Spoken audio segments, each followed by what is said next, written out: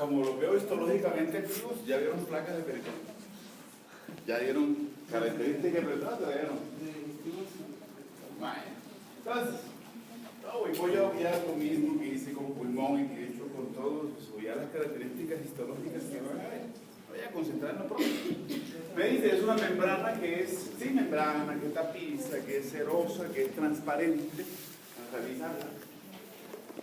Tapiza toda la cavidad. Vamos a hacer ejercicio de cómo es este cuento de este peritoneo. Una imagen de Moore, aunque la imagen de Moore es un corte transversal no visto desde arriba, sino visto desde abajo. Esto sí es feo, esto no se entiende, no voy a hablar de esto, eso es para adornar la diapositiva.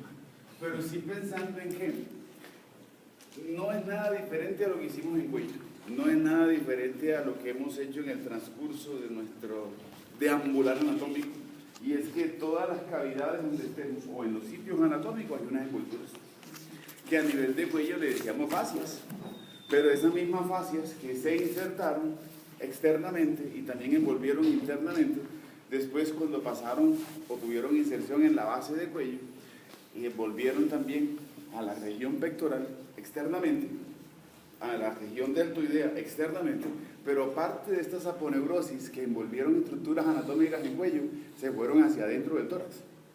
Y eso creó unas envolturas que le decimos fascia endotorácica.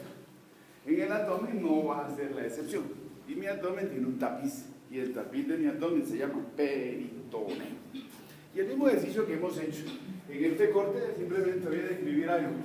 El peritoneo debe tapizar la cara interna de la pared del abdomen, y en algún momento las láminas se van a encontrar, y cuando las láminas se encuentran, deciden proyectarse hacia adentro de la cavidad abdominal. Estoy en las paredes. Cuando hablo de que se proyecta hacia adentro, no es que estoy fuera del abdomen, no. Estoy en la pared abdominal y necesito encontrarme y proyectarme hacia adentro, hacia las vísceras. Eso hace de que tenga dos porciones de peritoneo. Un peritoneo que será parietal, y en el momento en que las láminas se encuentran y se proyectan hacia los órganos, el peritoneo deja de ser parietal para convertirse en peritoneo visceral.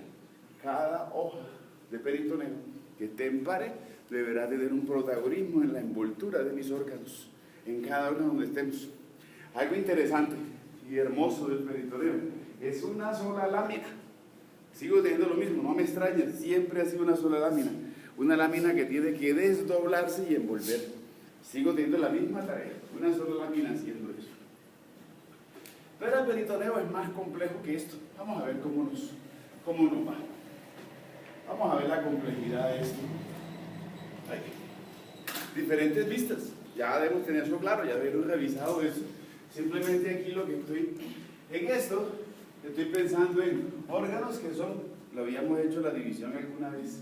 ¿Se acuerdan qué es esto? Esto es intestino grueso, ¿cierto? Esta imagen muestra intestino grueso. Voy a empezar en desorden. De intestino grueso tenemos la primera porción del intestino grueso, el ciego. Después sigue colon ascendente, flexura cólica derecha o hepática, colon transverso 45 centímetros, 15 que es colon derecho y 30 que van a ser colon izquierdo. Los 45 centímetros son colon transverso. Flexura cólica izquierda o esplénica, colon lumboiliaco con dos porciones, el colon descendente y el colon ilíaco. Después viene 40 centímetros de colon sigmoide aproximadamente. Hay variables, hay desde 15 hasta 30, 40, incluso he leído algunos casos de hasta 85 centímetros. Cosas exageradas, son megatólico colon, exceso de longitud. En colon sigmoide, y después viene recto, y después sigue ano. ¿Cierto? Esa es la disposición. Pero quiero concentrarme en esto, en el colon transverso. Porque mi colon transverso es un punto anatómico en el cual yo puedo referenciar órganos que se encuentren por debajo del colon transverso. Entonces los revisaremos con órganos infracólicos o inframesocólicos. Y si estoy encima del colon transverso, voy a revisar órganos, si están por encima, le voy a decir supracólicos o supramesocólicos. Es lo que vamos a hacer y así lo vamos a revisar. Hoy empezamos con los supramesocólicos. Esa es una división. Pero algo más allá que necesito antes de hablar de órganos es entender para mí qué es peritoneo. Porque el peritoneo va a tener diferentes presentaciones, diferentes protagonismos, dependiendo de dónde esté. Cuando yo miro un peritoneo, debo tener algo muy claro. El peritoneo va a tener 3 presentaciones. Y las presentaciones van a ser a manera de ligamentos, va a ser a manera de omentos o epiplones, y va a ser a manera de mesos. Son las 3 cosas que necesito de un peritoneo. Lo voy a ver como mesos o como mesenterios, que son 2 ahí unidas. Miraremos a ver cuál es la diferencia. Voy a hablar de los omentos y voy a hablar de los ligamentos. ¿En qué se diferencian y en qué es un problema cuando uno lee? Cuando uno habla de los omentos o habla de los mesos, una característica de ellos es que siempre en toda esta historia, los epiplones sirven es como medios de fijación. Entonces, si yo hablo de un meso o de un mesenterio, me dice que es la porción de peritoneo que une a un órgano con la pared posterior del abdomen. Cuando hablo de un omento o un epiplón, me dice que tiene una característica especial, y es unir curvatura mayor del estómago y primera porción del duodeno con colon transverso, o unir curvatura menor del estómago y primera porción del duodeno con la cara inferior del hígado. Esas son las 2 presentaciones que tengo de los omentos o epiplones. Y lo tercero, entonces, los omentos, así como definí un meso o definí un mesenterio como la porción de peritoneo que une un órgano con la pared posterior del abdomen, un omento o un epiplón va a ser esa definición. Las porciones de peritoneo que unen órganos entre sí, entendiendo que órganos entre sí es estómago y duodeno con colon transverso, estómago y duodeno con hígado. Esto que les estoy diciendo se los voy a cambiar mañana. Esto es una parte muy sencilla que me toca volverla compleja, pero eso lo dejamos para mañana. Ahorita el concepto está bien y está claro así. Después miraremos que esto es más hermoso de lo que aparentemente se ve ahí. Pero déjenme ahí todavía. Simplemente tengan ese concepto ahí, pero yo sé que ya lo leyeron, pero verán que esta historia va a cambiar.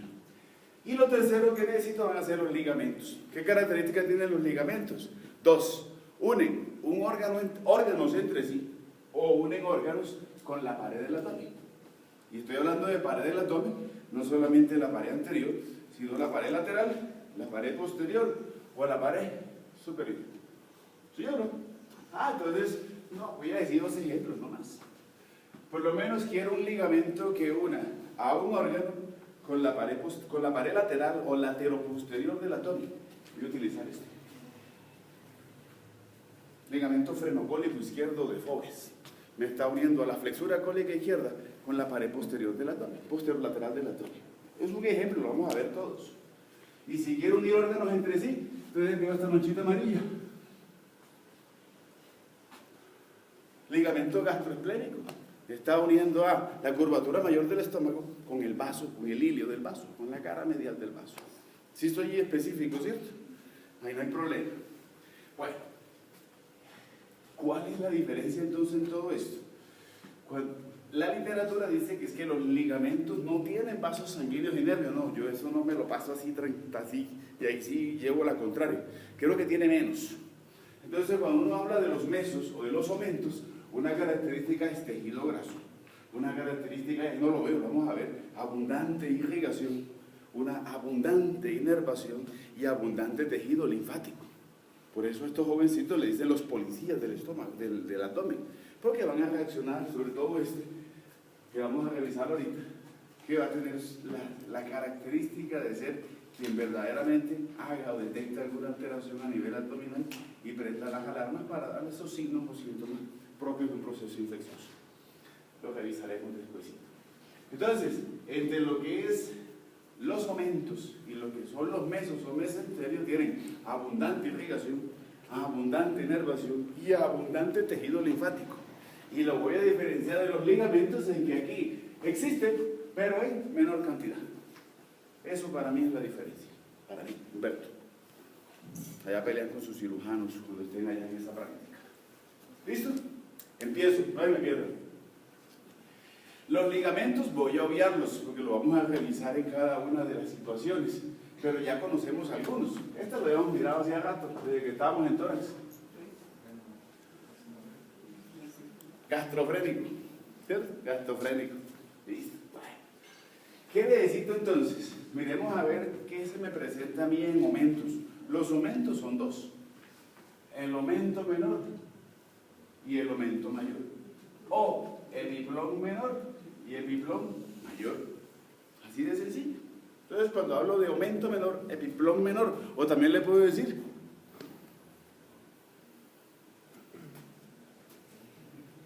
tan histológicamente activo, también le puedo decir gastrohepático. Me dice que es curvatura menor del estómago, primera porción del duodeno, cara inferior del hígado. Ahorita les complico la vida porque eso es más que esa manchita amarilla.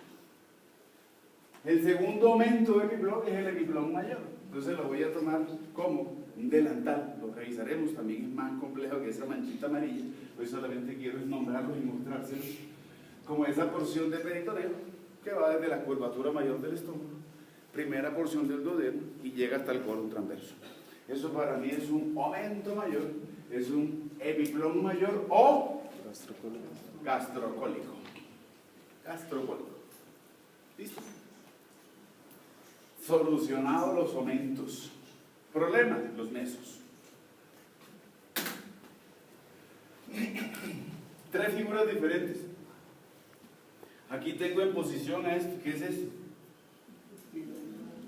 Intestino delgado. ¿Qué parte del intestino delgado? ¿Cuántas porciones tiene el intestino delgado? A ver, esto es primaria. 3. Duodeno, yeyuno y el ilio. Sí, aquí no veo el duodeno. Aquí estoy viendo parte del duodeno. No me interesa, ahorita hablamos de eso. O sea que básicamente tengo yeyuno y el ilio. Aquí, en posición. ¿Qué hizo Néter en esta? Lo tiró, lo sacó. ¿Qué hizo en esta? Lo quitó. ¿Qué es lo que me trata de mostrar él? Es que me dice es que el yeyuno y el ilium tiene una porción de peritoneo que lo une contra la pared posterior del abdomen. Aquí lo que él hizo fue coger el yeyuno y el ilium, cortó esa porción de peritoneo y la quitó. Esto que está aquí y esa huella que dejó aquí, ese corte, es lo que estaba sosteniendo al yeyuno y al ilium contra la pared posterior del abdomen. Eso se llama un mesenterio. El mesenterio es la porción de peritoneo que une al yeyuno y al ilium contra la pared posterior del abdomen. ¿Soy claro en eso, cierto? Sí. Eso es el mesenterio. ¿Qué es un meso? Obviando esta figura que está aquí, ahora me dice que tengo una porción del peritoneo que tiene que encargarse de unir a todo lo que es intestino grueso. Y eso le voy a decir meso, pero le voy a decir mesocolon. Entonces, ¿qué tengo en mesos?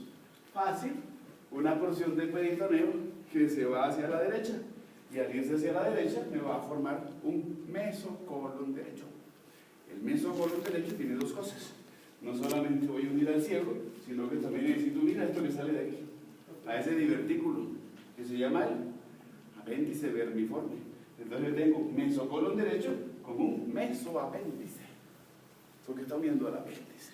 Mesocolon derecho. Esto que está aquí debe ser entonces un mesocolon transverso. Esto será un mesocolon izquierdo. Esto será un mesosigmoide. Esos son mis mesos. Porciones de peritoneo que ahora van a unir a estructuras anatómicas con la pared posterior del abdomen. ¿Qué estructuras anatómicas? Intestino grueso. Con esas características: mesocolon derecho, mesocolon transverso, mesocolon izquierdo y mesosigmoide. ¿Está claro, cierto? Sí. No tienen problema. ¿Dudas con respecto a esto? Esto es fundamental porque si no estamos graves en la zona. ¿Listo? ¿Sí? No problema. Ya conozco mis mesos y sé cómo los voy a unir y sé qué nombre les voy a poner. Tips, porque vamos a empezar una historia de relaciones. Entonces, por favor, siempre que hablemos de una víscera y con relación a la víscera, le pongo su meso. Si voy a hablar de colon transverso, una vez pienso en colon transverso y el mesocolon transverso. Y se me ocurre algo, siempre que hable de colon transverso tengo que poner otra cosa. ¿Qué es? Epiplón mayor. Epiplón mayor. Siempre. No sé si me hago entender. Si yo voy a buscar las relaciones al estómago, las relaciones inferiores del estómago es colon transverso, con su meso y con epiplón mayor. Son relaciones no solamente de estructuras anatómicas por su posición, sino hago referencia a los medios de fijación, que aunque hacen fijación a las estructuras, son medios de relación que tienen con otros órganos vecinos. Ese es el ejercicio y esto es lo cansón, pero lo necesario que voy a tener que revisar para entender abdomen y ver la localización. A la hora de un dolor abdominal, eso será mi mejor herramienta para poder saber qué está pasando y qué escribo en esa evolución o en esa revisión. ¿Listo? Bueno, empecemos. Esta figura me encanta, me fascina. O sea, uno entiende peritoneo con esto. Ojalá se enamoren también como yo de esta figura. ¿Qué tiene de especial esta figura?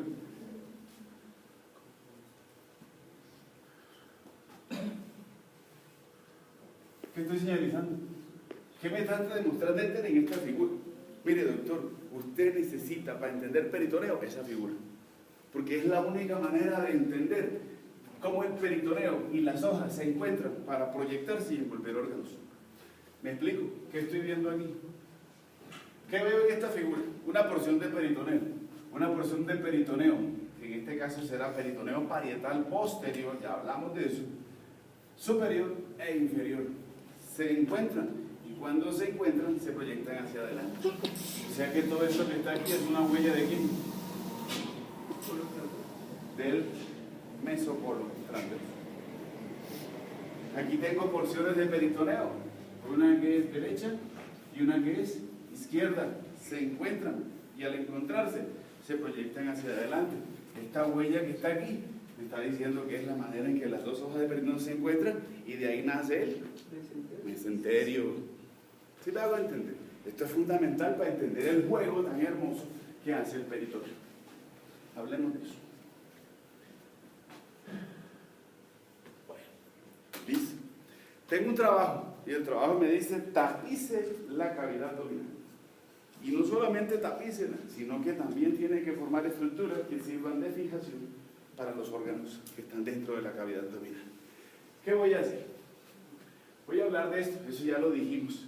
Pero si yo tengo la misión de tapizar la cara interna de la pared abdominal, la voy a tapizar por encima, la voy a tapizar por delante, la voy a tapizar por debajo y la voy a tapizar por detrás. Y esa historia se llama peritoneo parietal. ¿Cuántos peritoneos parietales tengo? Pues 4, en el mejor sentido de la palabra. Un peritoneo parietal que será superior, que será infradiafragmático. Un peritoneo parietal que es anterior, un peritoneo parietal que es inferior. Y el peritoneo parietal inferior no solamente es la separación que necesito de mis vísceras abdominales, de mis vísceras pélvicas, sino que el peritoneo parietal inferior me sirve para clasificar a mis vísceras pélvicas. Sí, son vísceras pélvicas, están en pelvis, pero para mí son órganos subperitoneales. Los órganos que se encuentren por debajo del peritoneo parietal inferior. La literatura médica que van a revisar le dice que son órganos subperitoneales, que también los tomo como órganos pélvicos, sí. Y la última porción de peritoneo es esto. Peritoneo parietal posterior. El peritoneo parietal posterior no solamente tapiza la cara posterior de la pared del abdomen, sino que me clasifica los órganos, porque lo que estoy viendo aquí es que el peritoneo parietal posterior tapiza y hay órganos que se quedaron detrás. El peritoneo parietal posterior no solamente tapiza la cara posterior del abdomen, sino que me clasifica los órganos que se encuentren por detrás de él, prevertebrales, van a ser retroperitoneales. Y desde ahora puedo hacer una lista de órganos retroperitoneales. Aorta abdominal, vena cava inferior, páncreas, duodeno, miraremos algunos, riñones son retroperitoneales, por decir algunos que vamos a hacer este ejercicio. Hay otros que aunque la literatura no me lo dice y de pronto otros digan que no, yo digo que sí, Yo, Humberto, y se los voy a demostrar, que sí son retroperitoneales. Pero eso lo hablaremos y lo discutiremos después. Por lo pronto hago ese pequeño, insignificante ejercicio, pero importante. Insignificante, pero importante. ¿Listo? Órganos retroperitoneales quedan por detrás del peritoneo parietal posterior. Es una clasificación de ellos. ¿Por qué tiene importancia eso? Bueno, cuando vean patologías a nivel de la región retroperitoneal, los aneurismas a nivel aórtico, los procedimientos, los traumas, la porción retroperitoneal es uno de los grandes retos quirúrgicos de abordaje que tienen los cirujanos. Lo mirarán después. Pero bueno, listo. Primer ejercicio. Segundo ejercicio, vuelvo al peritoneo parietal inferior. Porque es que hay un problema de géneros. No es lo mismo mi peritoneo parietal inferior al de la doctora. Entonces miremos a ver qué pasa con el peritoneo parietal inferior en hombres. Yo soy peritoneo parietal posterior y quiero dejar de ser posterior porque voy a ser inferior para después transformarme en anterior. Pero cuando decido tapizar y ser peritoneo parietal inferior, me encuentro con órganos pélvicos. Si es hombre, me voy a encontrar con 2/3 superiores de la cara anterior del recto. Y me voy a encontrar con esto que es la cara superior de la vejiga urinaria. Voy pensando en lo que está detrás de la vejiga urinaria. Ya lo dijimos hace mucho rato, que hay detrás de la vejiga urinaria. 1, conducto deferente. ¿Qué más hay? Vesículas seminales. ¿Y por debajo qué hay? La próstata. Entonces, yo como peritoneo parietal inferior, tapizando los 2/3 superiores de la cara anterior del recto y después tapizando la cara posterior y superior de la vejiga, estoy haciendo un receso. En los hombres, el peritoneo parietal inferior forma un receso que se llama el receso recto vesical. Recto vesical. Y el receso recto vesical para mí no solamente es ese huequito, sino que hay fibras que se proyectan y se proyectan hacia abajo. Y al proyectarse hacia abajo, me tiene que formar una separación entre recto con vejiga urinaria. Pero esas fibras se proyectan y llegan hasta la próstata. Entonces se llama el tabique recto. Algunos le dicen recto prostático, otros le dicen aponeurosis prostatoperitoneal de Don Villiers. Ese es el nombre que tiene. Otros le dicen que es vesículo prostático, otros le ponen medios de fijación a la próstata. Cuando lleguemos al reproductor masculino hablaremos de él. Por lo pronto les cuento esa historia. Aponeurosis prostatoperitoneal. Se llama de Don Villiers.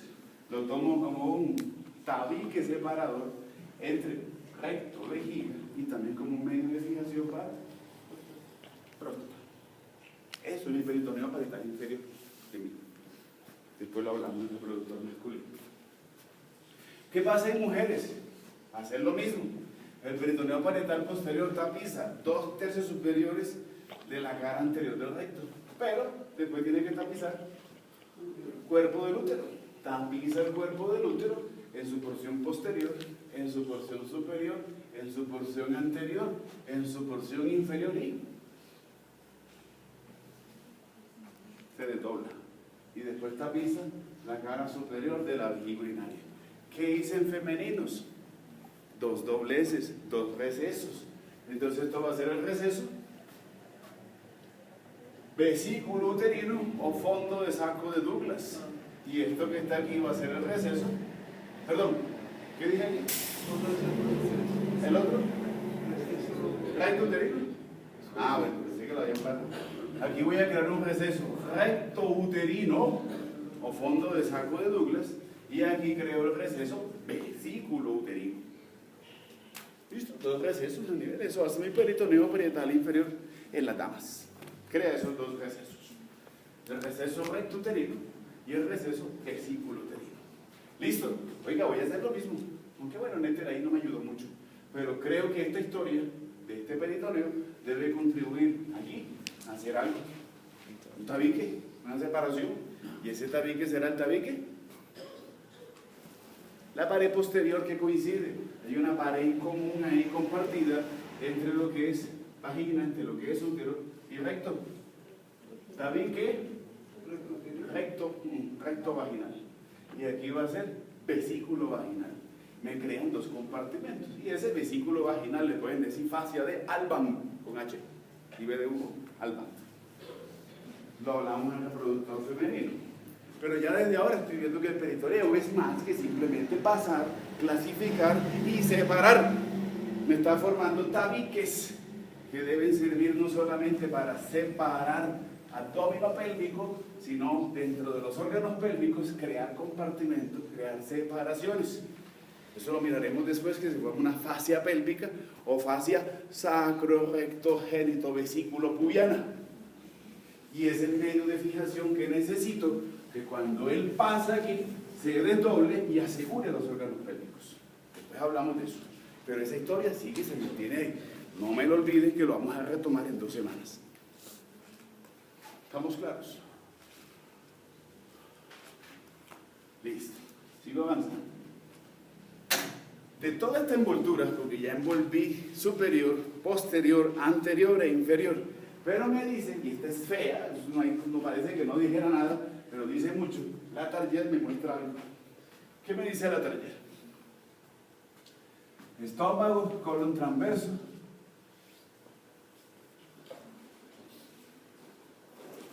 duodeno, intestino delgado, recto, páncreas, aorta. Es lo que me está mostrando ahí. Lo azul me dice que es parte de mesos y parte de epiplones.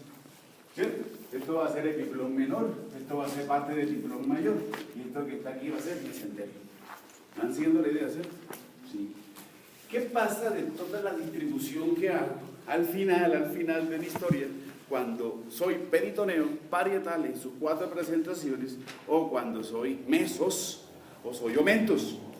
Después de que envuelvo a mis órganos abdominales, al final de toda esta tarea me quedan 2 cavidades.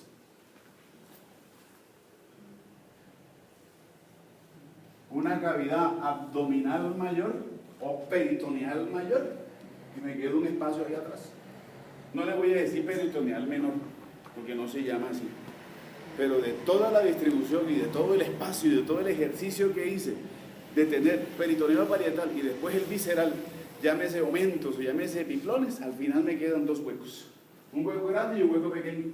El hueco grande va a ser la cavidad peritoneal mayor y me queda ese espacio. Lo busco, lo delimito, arriba. Cara inferior del hígado. ¿Sí o no? Si le busco, porque ese espacio es el que Nether me muestra aquí con ese alambrito. Ahí, ese espacio. Él me está diciendo lo mismo. Si esto es estómago y aquí es estómago, y estoy hablando de ese espacio que está aquí, si le quiero buscar límites a esto, me dice que es un espacio que primero lo pongo ¿dónde? Retrogástrico. Oiga, lo mismo aquí, miren. Estómago, vaso, riñón, le falta, riñón izquierdo. Este es el espacio que me está mostrando. Aquí tengo hígado, esto es vena cava inferior. ¿Aquí? Porta, vena porta. Y eso que tengo ahí es una entrada, ese huequito. Eso se llama la transcavidad de los epiplones. Ese espacio que estoy hablando se llama transcavidad de los epiplones. Los 2 espacios que tengo a nivel abdominal, la cavidad peritoneal mayor y la transcavidad de los epiplones. ¿Dónde localizo a mi transcavidad de los epiplones? Es una cavidad que es retrogástrica y va a ser prepancreática, por delante del páncreas. Entonces ya tengo una pared anterior, gástrica, pared posterior, pancreática, pared superior.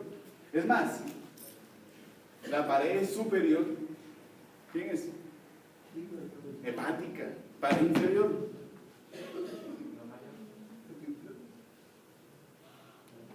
Mesocolon transverso.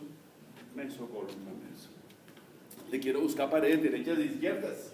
Si le busco una pared que sea izquierda, va a ser vaso, y si le busco una pared derecha, tengo problemas. ¿Por qué la pared derecha es un problema? Primero, porque hay un hueco. Y ese hueco aquí, como está ahí, lo entiendo en que es un punto de acceso anatómico que tengo de entrada a la transcavidad de los epiplones, el hiato de Winslow. hiato de Winslow. Ahí está. Si se me olvida el hiato de Winslow, le digo foramen epiploico. Y pienso de que eso, si es una entrada a la transcavidad de los epiplones, para mí el hiato de Winslow o ese foramen epiploico sirve para, uno, ingreso a la transcavidad de los epiplones como entrada natural. Son 6 entradas a la transcavidad de los epiplones. Las vemos en los inframesocólicos, hoy no me lo entendería. Solamente voy a hablar de esta, una, les debo 5, la otra semana las pago. Y entrada a la transcavidad de los epiplones, hiato de Winslow. Pero eso no solamente es entrada, sino que se me ocurre que puedo comunicar a la cavidad peritoneal mayor con la transcavidad de los epiplones a través del hiato de Winslow. También me dice que va a ser mi punto de referencia anatómico derecho del límite de la transcavidad de los epiplones, va a ser el hiato de Winslow.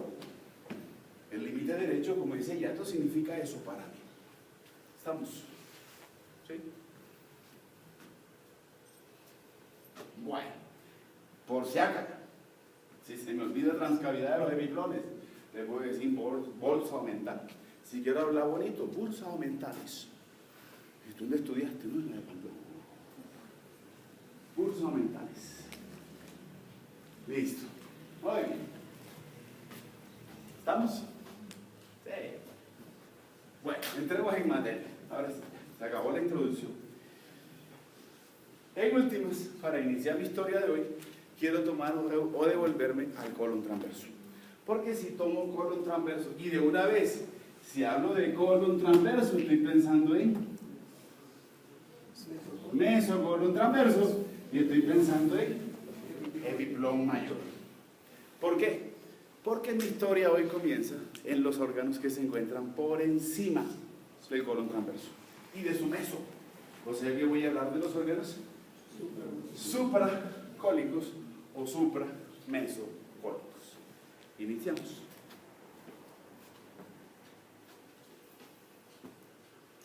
Comienzo con este amiguito, estómago.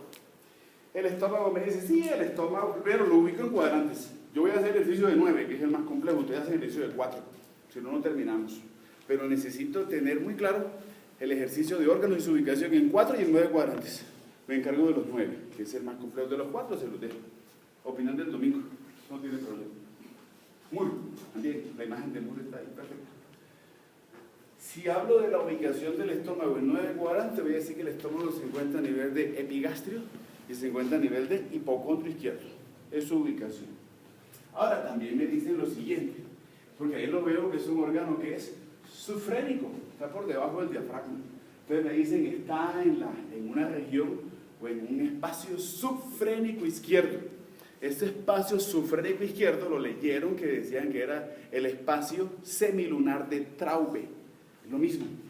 Y ese espacio es el que ustedes manejan para hacer esos golpes y sentir algo que tienen que aprender con los dedos. Y es que si uno toca, el rebote de la onda me dice si lo que estoy tocando está vacío, está lleno, está ocupado, y si lo que ocupa es duro o es blando. Eso lo van a tener que aprender. Lo mismo también cuando uno toca. Esos golpecitos que hacen es jugando con esa celda sufrénica izquierda o ese espacio semilunar de Traube. Esa es su ubicación. Esa es la ubicación del estómago. Falta, apenas estoy iniciando. Tranquilo, que ahorita le ponemos más. Pero otro ejercicio que debo hacer a nivel de estómago es buscarle unos límites superiores, porque me está diciendo que es exófago terminando en estómago. Y yo sé que eso se llama el cardias. Por eso voy a hablar de un cardioexófago. Ese cardioexófago que me lo pintan, o esa porción cardioexofágica, arriba significa que es T10, si lo quiero proyectar versus vértebras. Y abajo, como una terminación del estómago, que hablamos de sus partes, el estómago después termina en esto, como en una porción infundibuliforme, como un embudo. Y esa porción de embudo, de terminación del estómago, digo que es la porción pilórica. Y la porción pilórica para mí es L1. Voy a empezar a llenar para mí que es L1. ¿Recuerdan que es la principal referencia anatómica del abdomen? Bueno, hoy sé por qué va a ser. Hoy y toda esta semana. Entonces, dos límites. Abajo, cardioexofágico, T10. Arriba, perdón. Y abajo, pilórico, L1. Le voy poniendo ubicaciones. ¿Listo? Así no tiene problema.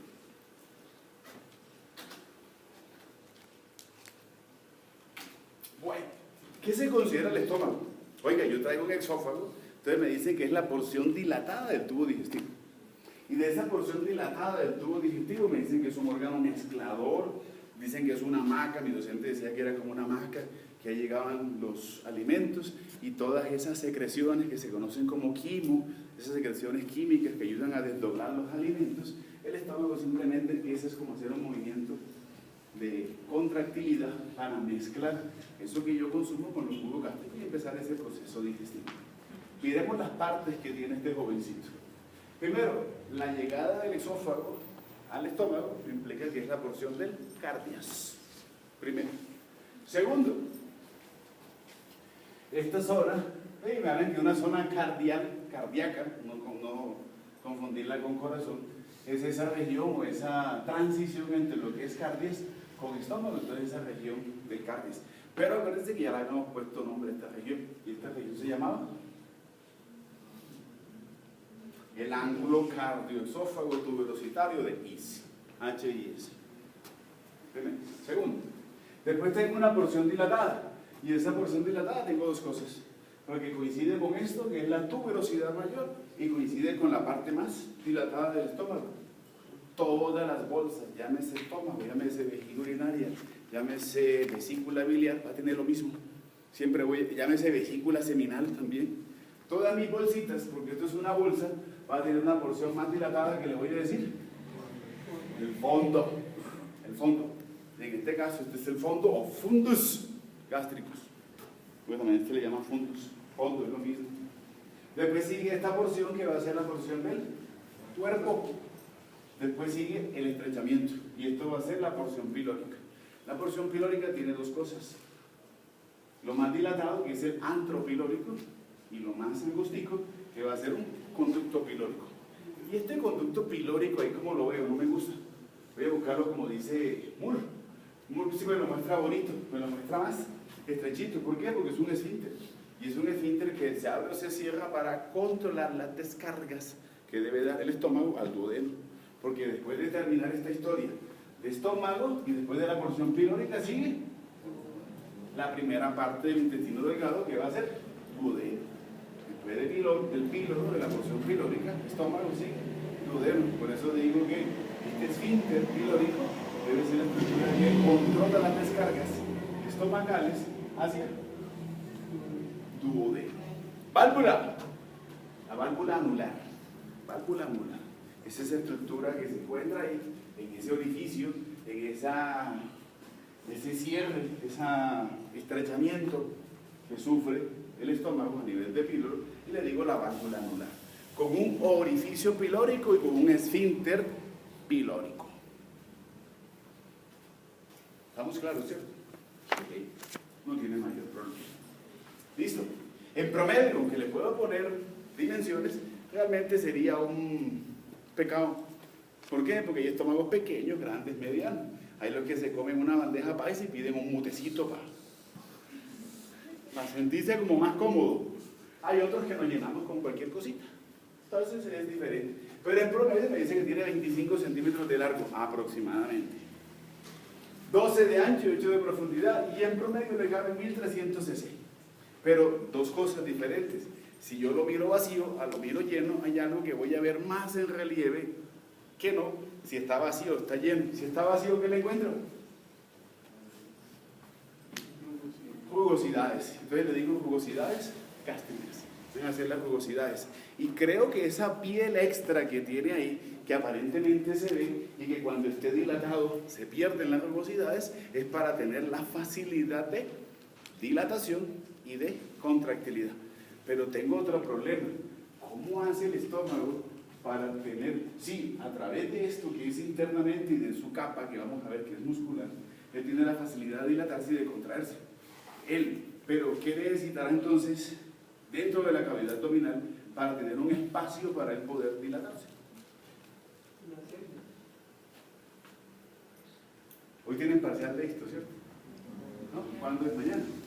Lo veo estudiando esto, pero bueno, lástima. ¿Qué es esto? La transcavidad de los semiflones. Para mí la transcavidad de los epiplones es el espacio que necesito, es la libertad, porque aquí tengo esa transcavidad. Y es simplemente ya, y es eso, es la necesidad de que él se expanda y que tenga un espacio en su periferia para poder hacerlo libremente. No solamente depende de su constitución anatómica, sino de espacios para que él pueda tener la libertad de expandirse. Para eso es la transcavidad de los epiplones. ¿Estamos claros? Sí. Listo.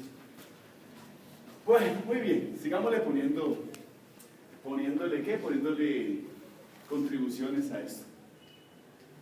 Por si acaso la parte del infundíbulo es esa, acuérdense, infundíbulo es la forma de embudo, que es cuando tengo algo ancho que se estrecha. Por eso me hablan del infundíbulo gástrico. El infundíbulo gástrico deberá ser entonces el antro pilórico y el conducto pilórico. ¿Cierto? No tiene problema. Dos cosas necesito referenciar del estómago, adicionales ahí a toda esta parte anatómica. Dos curvaturas. Una curvatura mayor que es convexa y mayor, porque es grande, es la más grande de esas curvaturas. Y esa curvatura mayor llega a medir hasta 40 centímetros. Mientras que tengo otra que es más pequeña, pero es cóncava, la curvatura menor del estómago. En promedio puede tener 15 centímetros. Pero hay algo interesante en la curvatura menor del estómago. Y es en el momento en que puede haber la necesidad de poder estimar dónde es el punto anatómico preciso para yo decir qué es cuerpo y qué es antro pilórico, me sirve la curvatura menor del estómago. Porque estoy viendo una escotadura, la escotadura angular. La escotadura angular en la curvatura menor del estómago me provee el punto preciso anatómico para decir qué es cuerpo y qué es antro pilórico. ¿Listo? ¿Estamos, cierto? Sí. Chévere, chévere. Vamos a problemarnos. La historia que traía de capas musculares, acuérdense, yo les dije, lo que empiezo en el exófago lo termino en ano, y es cierto. Toda esta capa que traía en el exófago, que era longitudinal externa y circular interna, se mantiene hasta que lleguemos a ano. Pero tengo un problema y es al llegar al estómago, porque en estómago voy a encontrar ya no 2, sino 3 capas. Acuérdense, en exófago y en todo el resto de la vía digestiva tengo longitudinal externa y tengo circular interna. ¿Qué pasa a nivel del estómago? La longitudinal externa se mantiene. Esa es la capa longitudinal externa.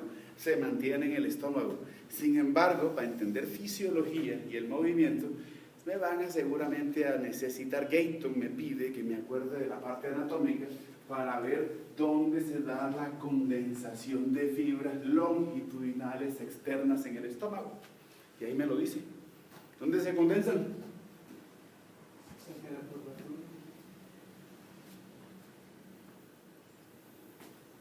Curvatura mayor, curvatura menor, y creo que aquí también se ven condensadas en la porción pilórica.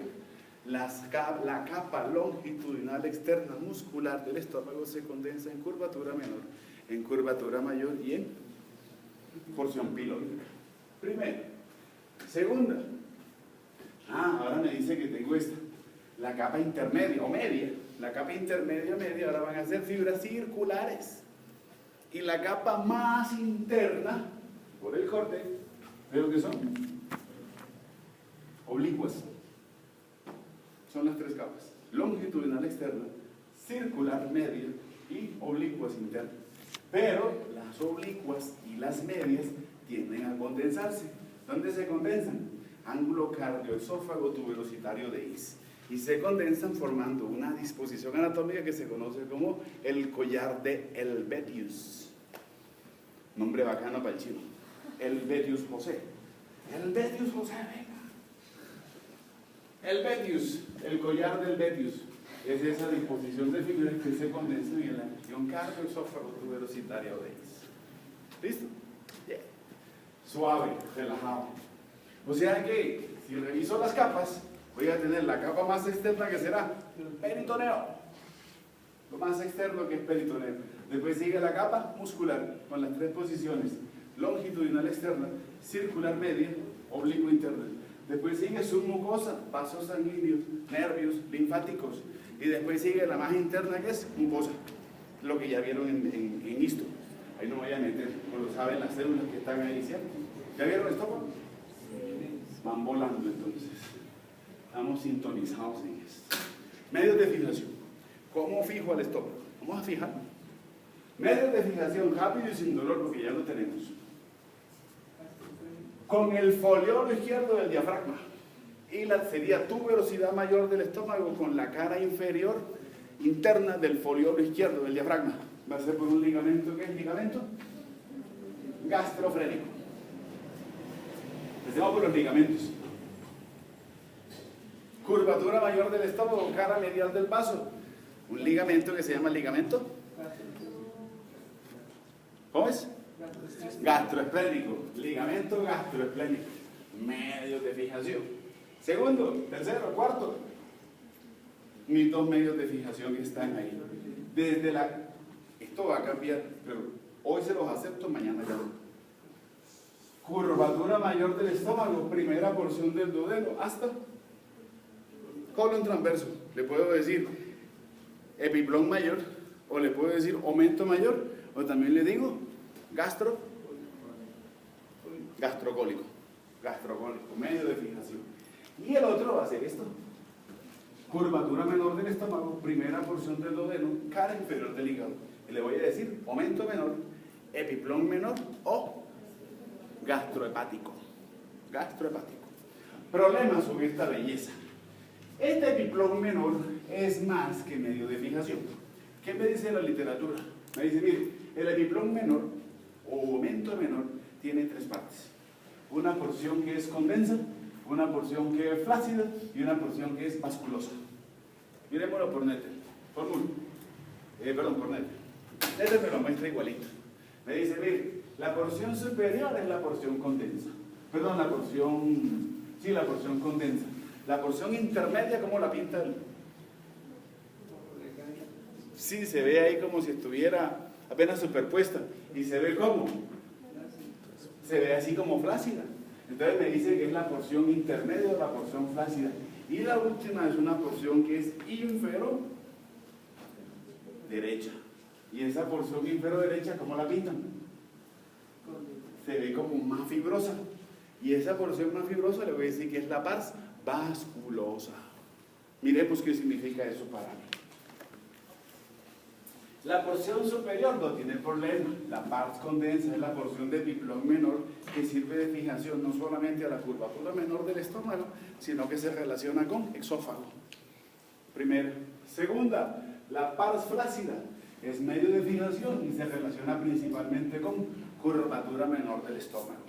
Y la tercera porción, que es la porción infero-derecha, que es la porción vasculosa, esa sí tiene problemas. ¿Qué significa para mí eso?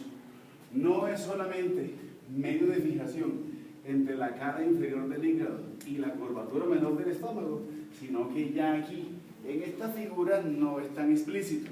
Pero si yo miro esta, le voy buscando lógicas. Porque esto, al estar levantado, se ven las estructuras como muy dispersas. Pero si pongo esto en posición, esta es la realidad de esa región. Reconozcamos a ver qué está ahí. Vesícula biliar. Pero esta parte o esta historia de vesícula biliar viene de arriba, cara inferior del hígado. ¿Qué encuentro? Conducto hepático. Esto se llama vía biliar extrahepática. ¿Qué es para mí la vía biliar extrahepática? Conducto hepático izquierdo, conducto hepático derecho. Forman un conducto hepático común. Esto que está aquí es vesícula biliar. Y la vesícula biliar como órgano, como estructura, que simplemente es depósito de bilis, por eso tiene ese color verdecito, y ahí sale esto. Un conductivo que le digo el conducto cístico. Cuando el conducto cístico se une con el conducto hepático común, me forma esto, que se llama el colédoco. Colédoco. ¿Qué más encuentro ahí en esa región? Arteria hepática. ¿Y esto será arteria hepática común o propia? Arteria hepática propia. Y la arteria hepática propia debe ser una arteria hepática izquierda y una arteria hepática derecha. ¿Qué tengo más atrás? La vena porta. Acabo de hacer la disección de esa región, no sé si me van siguiendo la idea. Esto que está aquí es epiplón menor, esto es epiplón menor. Esto que está aquí es la porción la porción vasculosa del epiplón menor.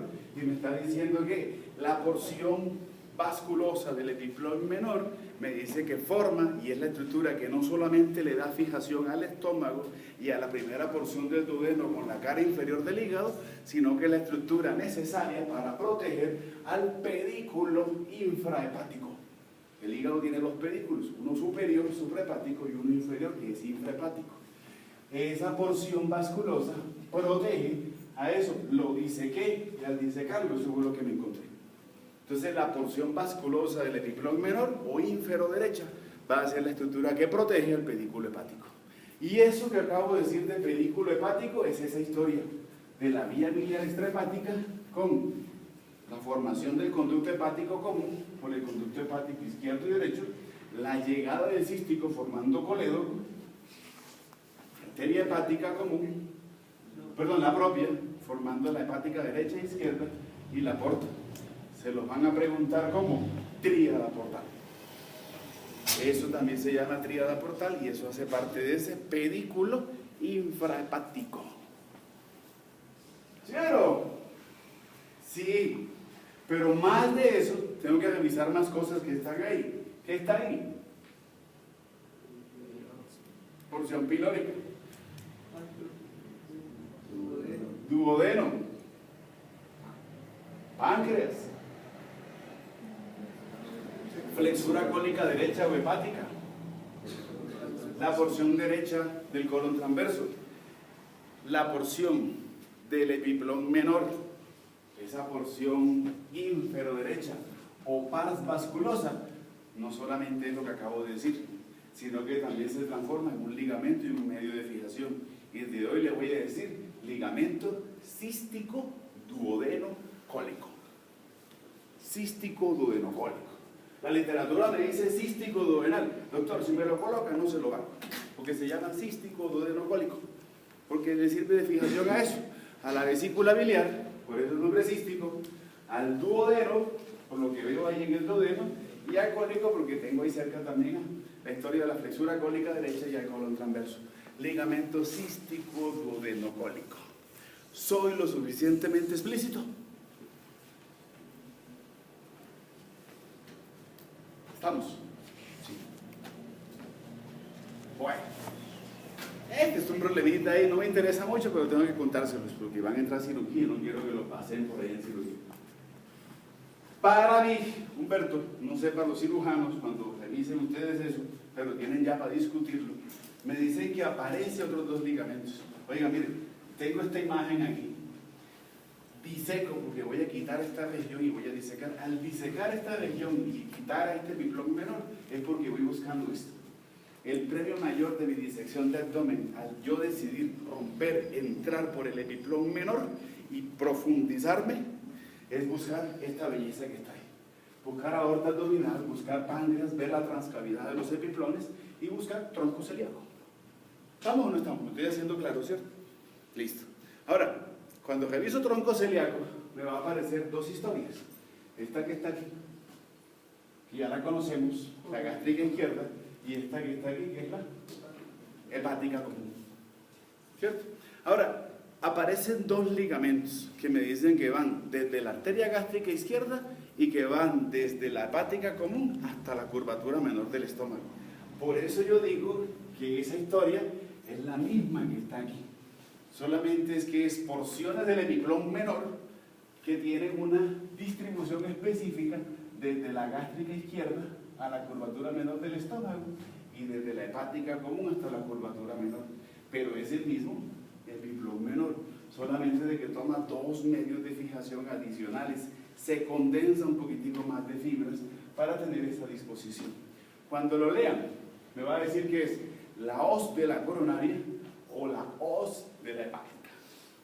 De pronto, si el libro es de mucho nivel, no le dice la hoz de la hepática, le va a decir ligamento gastropancreático de Husky. Es lo mismo. Es lo mismo. O le pueden decir ligamento duodenopancreático. Es lo mismo que el ligamento o la hoz de la hepática. ¿Me hago entender?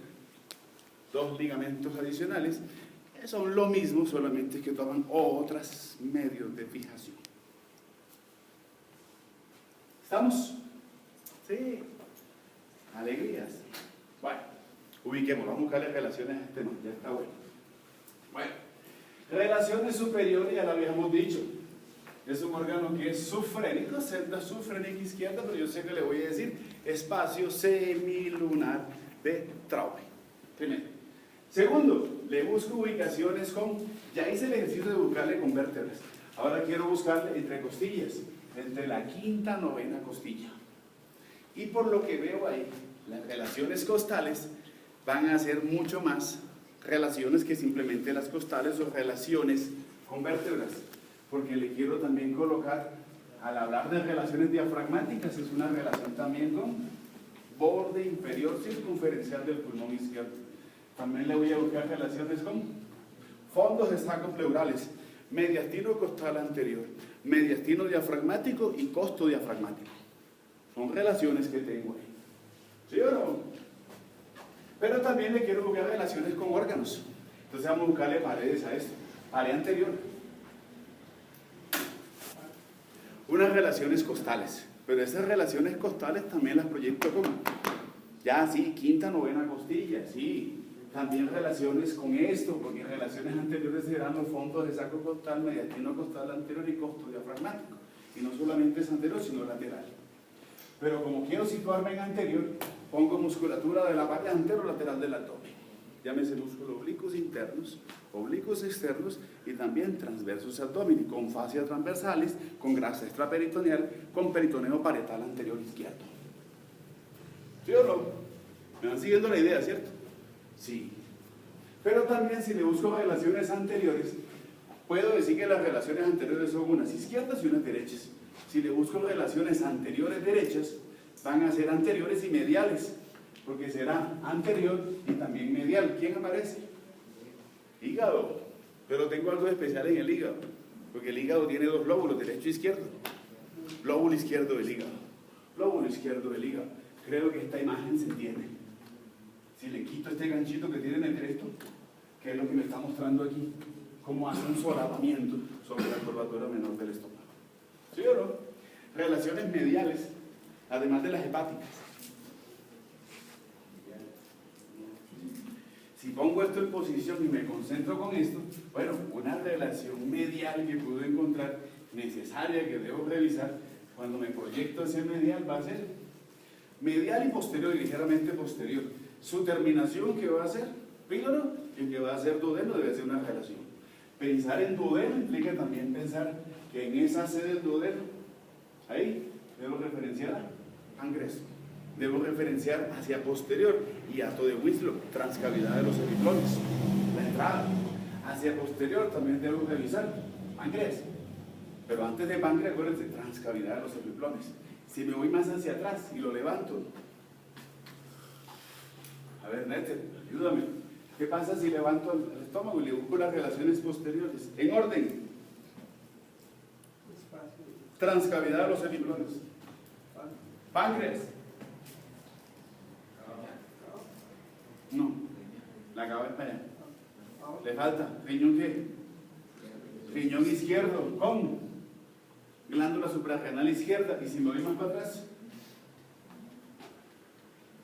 Miércoles. Si no está la figura, no. Bueno, ahí está. Corté páncreas, ¿qué encuentro? Porque tengo que llenar una hoja. Si me van a hacer cuidas relaciones de estómago, necesito una hoja de examen. Región celíaca o de Lusca. Con eso lleno la hoja. ¿Listo? Miren cómo hice esa relación. Claro, si me voy siguiendo en relación. Ahora entiendo por qué la región celíaca de Lusca y el plejo solar me decían que eran preaórtico, retropancreático. Ahora devuelvo. Si estoy ahora en esta disposición y estoy hablando de transcavidad de los epiplones, páncreas, corto páncreas y me voy para atrás, ahí tengo a mi plejo solar. Pero voy a decir región celíaca de Lusca, porque eso es inmenso y eso es grande. ¿Estamos de acuerdo? Listo. Muy bien. Ahí vamos. Relaciones inferiores. Ah, fácil. En mis relaciones inferiores voy a poner una vez colon transverso. Pero si pienso en colon transverso, una vez pienso en mesocolon transverso. Y también pienso en epiplón mayor. Son mis relaciones inferiores. ¿Listo? ¿Dudas o preguntas? Está ubicado en posición y tengo a sus vecinos. Necesario. ¿Sí o no? Bueno. Oye, yo tengo un problemita. ¿Cuál es el problemita? Ya esto lo vieron, ¿cierto? Me dijeron que vieron el estómago. Ah, bueno.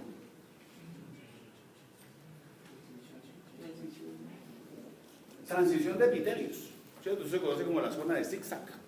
Esa zona de zigzag es la transición de epitelio entre el epitelio gástrico y el epitelio esofágico, ¿cierto? Y ahí tengo una válvula que puede formarse o no se puede formar. La válvula de Uvaro. Válvula de Uvaro. No es la responsable de evitar reflujo, pero sí está, contribuye. Ahora, también les había contado esto. Eso que me está mostrando ahí es músculo diafragma. Y la presencia del músculo diafragma va a hacer de que ahí sí tenga un efectivo control, un esfínter, le voy a decir esfínter exofágico inferior. Pero esa transición entre diafragma con esófago no es simplemente hueco y tú pasas. No. Hueco, tú pasas y yo me contraigo y te aprieto. No. Es una transición más allá de eso. La figura no muestra todo. Actitud mental positiva. ¿Qué me está mostrando?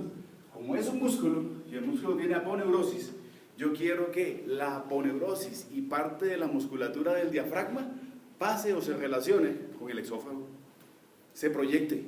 Por eso me hablan de algo.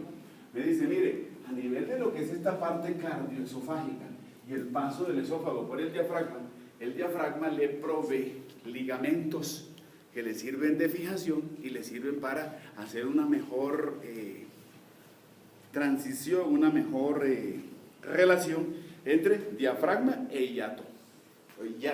Hiato diafragmático y exófago.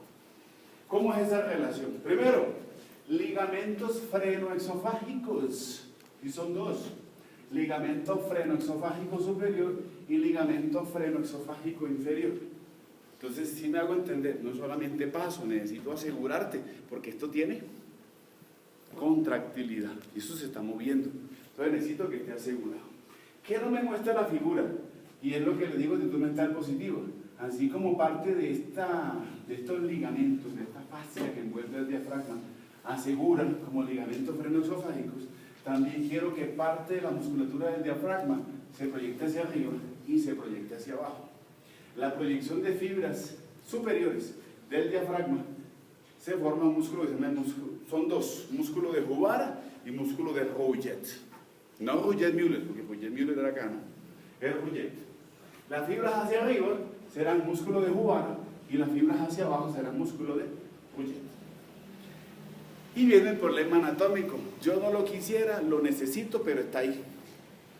Como esto se está moviendo y se está apretando y hay una relación de fijación, ¿qué mejor o qué necesito para lograr que haya una mejor transición entre estas dos estructuras? Lubricación. Y esa lubricación es eso que está ahí y eso que está ahí. ¿Qué es? Grasa. Nombre. Grasa subyatal. Problemas. Se los voy a contar, pero muy someramente se lo van a ver mejor. El problema de esa grasa subyatal es que anatómicamente tiene que haber una necesaria lubricación en esa región por lo que está sucediendo. Pero, si se dan las condiciones patológicas, esa grasa subyatal puede hacer que parte de lo que es el esófago a nivel abdominal suba o la tuberosidad hacia la parte superior del diafragma. Eso se llama hernias yatales. No sé si alguno la ha sufrido, es muy común las hernias yatales. Las hernias de hiato o las hernias yatales se deben a condiciones patológicas propias que tiene la región cardial o cardioesófago tuberositaria con la grasa yatal que puede evocar el desplazamiento supradiafragmático de las estructuras que son abdominales o infradiafragmáticas. Entiéndase, 3 o 4 centímetros del esófago abdominal y tuberosidad mayor del estómago. ¿Estamos? Sí. Bueno, listo. ¿Está todo claro hasta ahí? Vamos con irrigación. No lo duerman. Bueno. del estómago. Voy a contarla porque ya la sabemos. Para la irrigación del estómago necesito dos contingentes. Los contingentes principalmente van por la curvatura menor y por la curvatura mayor del estómago. Círculo arterial de la curvatura menor del estómago está dado por esta jovencita que está aquí. Ya la conocen. Arteria gástrica izquierda, que nace del tronco celíaco, que nace de aorta abdominal. Y la otra historia es esta jovencita que viene por aquí. Esta también se llama coronaria estomáquica o gástrica izquierda. Y esta que está aquí se llama gástrica derecha, también le digo pilórica. La gástrica derecha nace de esta que está ahí, la hepática propia, que a su vez nace de una hepática común, que a su vez nace de una de un tronco celíaco, de una aorta abdominal. Listo. El círculo menor de la curva, el círculo arterial de la curvatura menor del estómago tiene dos protagonistas: la gástrica izquierda o coronaria estomáquica y la gástrica derecha o pilórica, con esos nacimientos. Sin embargo, la gástrica izquierda es más que eso. La gástrica izquierda no solamente es esa rama que bordea la curvatura menor del estómago. Gástrica izquierda, ramas de la gástrica izquierda. Una se ve, otras no se ven. Unas ramas que van para atrás, que hay atrás.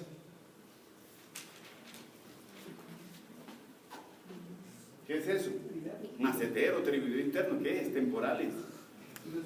Pilares del diafragma, entonces doy ramas parietales. Ramas de la gástrica izquierda, ramas parietales con destino a la región de los pilares del diafragma. Segunda, que no se ve ahí, ramas ligamentarias. Entiendo que, y eso es algo muy preciso que no se les olvide, los epiplones y los mesos toman irrigación de las estructuras que están envolviendo. Entonces, si aquí tengo una hoz de la coronaria, aquí tengo un epiplón menor, pues la gástrica izquierda de unas ramas ligamentarias que van con destino al epiplón menor para su irrigación. ¿Sí me hago entender, cierto?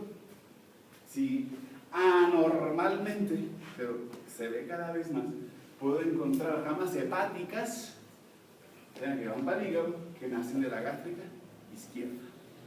Voy a encontrar esto, unas ramas gástricas.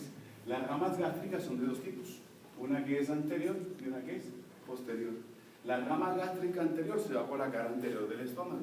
La rama posterior gástrica de la gástrica izquierda es la rama que bordea la curvatura menor del estómago, es la que se va a anastomosar con la gástrica derecha y en su recorrido da 20 a 30 ramas gástricas. ¿Sí o no? Vamos. Y termino mi gástrica izquierda dando estas, pero ya las conocemos. Las cardioesófago-tuberositarias anteriores, que van no solamente para el cardias, para el esófago, sino también para la tuberosidad mayor del estómago, en su cara anterior. ¿Sí o no? Está listo. Bueno. Gástrica derecha. Ramas de la gástrica derecha. Sí, me dice que tiene dos porciones. Una porción que es vertical y una porción que es horizontal. De las ramas de la gástrica derecha, por lógica, lo que se me ocurre a mí ahí es que va a tener las ramas gástricas. Y las ramas gástricas de la gástrica derecha son las que van por la curvatura menor del estómago, se van a anatomosar con la gástrica izquierda y en su recorrido las ramas gástricas. Pero antes de eso me dice que ella está abordando a esta región. Entonces la gástrica derecha da ramas duodenales, primera porción del duodeno. Da ramas que van aquí, ni es píloro ni es duodeno, o sea, región píloro-duodenal. Ramas para la región píloro-duodenal. Sigue avanzando y ahora da ramas pilóricas, palantro pilórico. Y ahí termina mi arteria gástrica derecha. ¿Listo? Así. Relajado. Después de la maxilar interna, esto no es nada. Sí. Pero que una más bonita. Segunda parte de la historia. Círculo arterial de la curvatura mayor del estómago. Bueno, mi historia comienza por aquí. Esta ya la conozco. Y le quitaron ya en la versión de Néter, ahora le quitó el look, ¿no? Pero ya tenía uno. Entonces tengo esta jovencita que está aquí, la esplénica. ¿Qué hace la esplénica? Ahora voy a hablar que las arterias que forman el círculo arterial de la curvatura mayor del estómago se llaman gastroepiploicas, o también le digo gastromentales. Entonces tengo dos gastroepiploicas, una que es izquierda y una que es derecha. Arteria gastroepiploica izquierda nace de la arteria esplénica. ¿Cuántas porciones tiene? Dos. Una porción que es laterogástrica y una porción que es infragástrica. La arteria gastroepiploica izquierda en sus ramas me dice sí, me da ramas que son ascendentes y van a ser ramas gástricas. Da unas ramitas, aquí no están pintaditas, actitud mental positiva, da unas ramas que van para acá, para la curvatura, van para la tuberosidad mayor del estómago, ramos cortos. La arteria gástrica izquierda, la arteria gastroepiploica izquierda o gastromental izquierda da unos ramos cortos.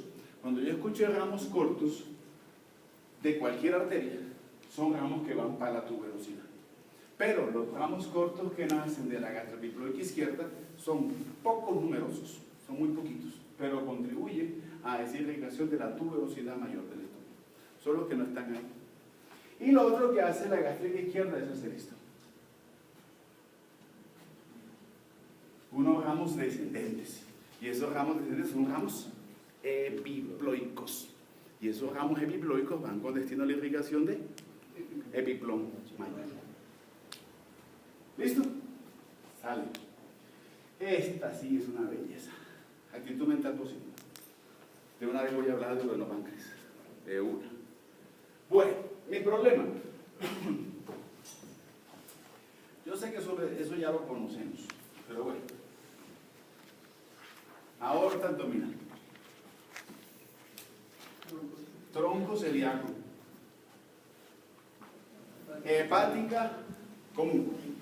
Ramas de la hepática común. La hepática común me va a dar dos ramas. Una que sube, que va a ser la arteria hepática propia, y una que baja, que va a ser la arteria gastroduodenal. ¿Qué es para mí la arteria gastroduodenal? La gastroduodenal me dice que es una arteria que tiene que dar las siguientes ramas. Una, tiene que dar una arteria pancreático-duodenal superior derecha. Y tiene que dar una arteria pancreático-duodenal inferior derecha. Si se me olvida, le digo póstero, superior, y le digo, sí, o le digo antero, inferior. Antero, superior, son, me voy a enredar. Todas son superiores. Estas son superiores. Y al ser superiores, una es posterior y una es anterior. O le dicen pancreático-duodenales superiores derechas e inferiores derechas. Y lo tercero que me va a dar una arteria gastroduodenal va a ser esta amiguita que viene por aquí, que va a ser la arteria gastroepiploica o gastromental derecha. ¿Listo? Volvemos nuevamente. Para mí la arteria gastroduodenal no es solamente irrigación de estómago, sino que tiene que dar irrigación al duodeno y a esa sede que tiene el duodeno, que es donde se aloja la cabeza del páncreas. Entonces voy a hablar de arterias pancreático-duodenales. Le puedo decir pancreático-duodenales póstero superior y antero superior. Y esta que viene por aquí, que va a ser gastroepiploica derecha. Ramas de la gastroepiploica derecha, o porciones, porque me dice que tengo dos porciones de la gastroepiploica. La gastroepiploica o gastromental derecha que se va a anastomosar con la gastroepiploica izquierda. De su anastomosis tienen que nacer estas ramitas que van hacia arriba, que van a ser ramos gástricos. Pero tiene una porción que es infragástrica y una porción que es retrogástrica. De las porciones retrogástricas de esta gastroepiploica derecha van a nacer ramas duodenales, primera porción del duodeno, ramas píloro-duodenales para la transición entre esa terminación del píloro y comienzo del duodeno, y van a nacer ramas que van a ser pilóricas para el antropilónico. Y lo último, me tiene que hacer las ramas descendentes que van a ser ramas epiploicas con destino a epiplón mayor. ¿Qué veo que está sucediendo? Se anastomosan, arco de Barkov o arco epiploico de Haller. Es la anastomosis que hacen las gastromentales, las ramas epiploicas de las gastromentales, para la irrigación del epiplón mayor. Señor. No, arco de Riolano es a nivel de colon transverso, entre colon derecho y colon izquierdo. Eso es mesentérica superior con mesentérica inferior. No, hay varios arcos. Está el arco epiploico de Haller, que es epiplón mayor. Está el arco de Kirk, que va a ser la irrigación de duodenopáncreas. Y está el arco de Riolano, que es colon transverso. Allá vamos, tranquilo, espere tantito. Esto se pone bueno. ¿Listo? Muy bien. Ya. Superado. Drenaje venoso. Ese sí, hermoso. Hacemos. ¿De aquí? ¿Cuál de todos los tres? Arco de Barkov. ¿Qué es arco de Barkov? Gastromental o gastroepiploica izquierda, gastroepiploica derecha, de ellas nacen ramas epiploicas o descendentes que van para el epiplón mayor. Y veo como las ramas epiploicas derechas e izquierdas que nacen sucesivamente de las gastroepiploicas derechas e izquierdas se anastomosan en el epiplón mayor. Esas anastomosis que están haciendo se conoce como arco de Barkov o arco epiploico de Haller. Uno de los tres arcos que vamos a ver. Listo, drenaje venoso. Ah, sí, lo tienen fresquito. Recordarles algo de esta historia, pero eso ya lo vimos hace mucho rato. Para esta historia necesito... Bueno, a ver, yo sé que eso ya lo vieron. ¿Qué tengo aquí? Mesentérica superior, arteria. ¿Qué tengo acá? Mesentérica inferior, arteria. Y aquí tengo lo mismo, ¿no? Mesentérica superior, arteria. Lo homónimo, satélite. Vena mesentérica superior. Si esta aquí es la arteria, aquí tengo lo homónimo y satélite. Vena mesentérica inferior. Y esta que viene por aquí, la esplénica. La historia la hicimos hace mucho rato. Esplénica se une con mesentérica inferior, tronco venoso pleno mesaraico, que se une con mesentérica superior, en forma vena porta. ¿Cierto? Eso se llama el confluente venoso retroportal. Retropancreático o retroportal, es lo mismo. Y ese confluente, ¿dónde se forma la vena porta? Quiero disecar y ver dónde se forma la porta. ¿Qué hago? ¿Dónde está? Retropancreático. Por detrás del páncreas.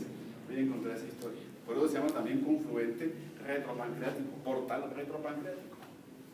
Para cuando lo pedicen por ahí en cirugía, en semiología, ¿verdad? Bueno, imagen, drenaje venoso. Voy a hacer lo mismo. Me faltó algo. Esperen antico. No puedo hacerlo todavía. Me faltó. ¿Qué me faltó en la historia?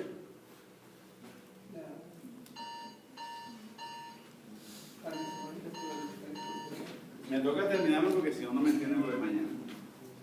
Entonces, me faltaron dos cosas en la historia. Uno, la arteria esplénica me dice que me va a formar esas cositas que se están yendo por detrás. ¿Sí se alcanza a verlo? Esto es lateral y esto ya que se está formando aquí como que va por detrás, ¿cierto?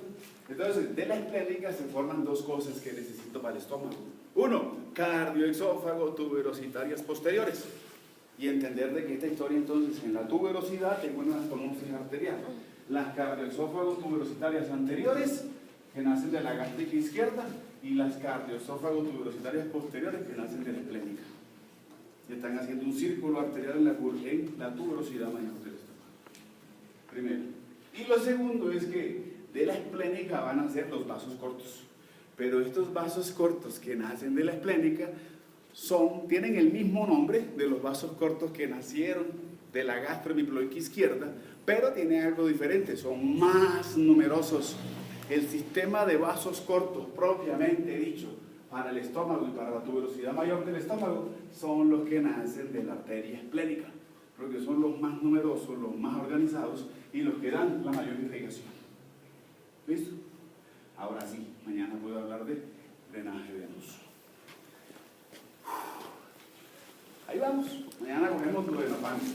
Tranquilo que esto se pone mejor.